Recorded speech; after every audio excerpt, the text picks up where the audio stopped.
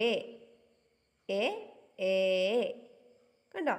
ഏ ഏ നീ. നായ്ക്ക് ഈയുടെ ചിഹ്നം ഇട്ടപ്പോൾ എന്ത് പറയാം? നീ അല്ലേ? നീ. ഏ ഏ കണ്ടോ? ഇത് വായിച്ചേ. എ ലി എലി. കണ്ടോ? ഇതെങ്ങനെ വായിക്കുന്നേ?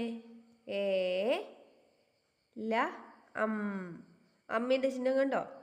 ഏലം. കണ്ടോ?